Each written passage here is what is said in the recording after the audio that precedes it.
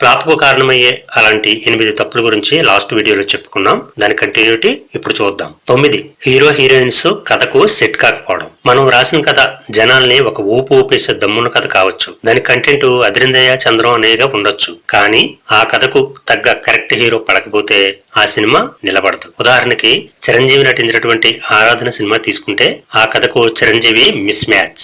ఒక పల్లెటూరులో ఉండే చదువురాని హీరో ఆ ఊరికి చదువు చెప్పడానికి వచ్చినటువంటి ఒక విధవరాలైన హీరోయిన్ ని ప్రేమించడం లేదా ఆరాధించడం అనేది line. Hero Chiranjeevi, heroine Suhasini, వాళ్ళిద్దరూ అప్పటికే స్టార్స్.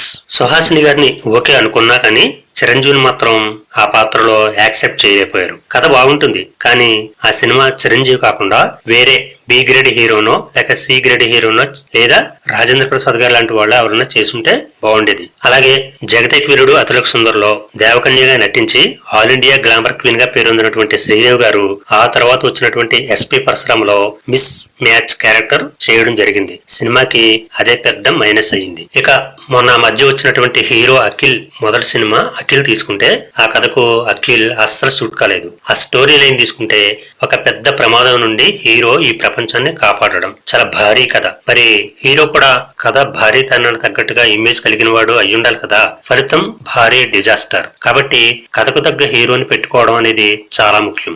11 కథలో తెలుగు నేటివిటీ కనిపించకపోవడం. తెలుగు సినిమాలో తెలుగుదనం కనిపించడం కూడా చాలా చాలా ముఖ్యం. అలా కనిపించగా ఫ్లాప్ అయిపోయిన సినిమాలు చాలా ఉన్నాయి. మోహన్ బాబు గారి కెరియర్ లో చెప్పుకోదగ్గ సినిమా పెదరాయుడు. అది అచ్చనైన తెలుగుదనంతో ఉంటుంది, అందుకే సూపర్ హిట్ అయింది. అదే తీర్పుల కంటెంట్ తో వెంకటేష్ హీరోగా వచ్చినటువంటి సినిమా చిన్నరాయుడు ఫ్లాప్ అయింది. ఎందుకంటే అది తెలుగు కథలాగా అనిపించలేదు. అది తమిళం సినిమాకి రీమేక్ అయినా కూడా తెలుగు నేటివిటీకి తగ్గట్టుగా మార్పులు చేయొచ్చు, కానీ అది అంతగా జరగలేదు. పెదరాయుడి పంచకట్టులో తెలుగుదనం ఉంది, చిన్నరాయుడి పంచకట్టు తమిళదనంతో ఉంటుంది. తేడా బొమ్మలో చూడండి, మీకే తెలుస్తుంది. ఒక పంచకట్టులోనే ఇంత తేడా ఉంటే కథలో ఇంకెంత తేడా ఉందో. అందుకే సినిమా పోయింది. పూర్తి వీడియో లింకు ఈ క్రింది డిస్క్రిప్షన్ లో ఇవ్వబడింది, తప్పకుండా చూడండి.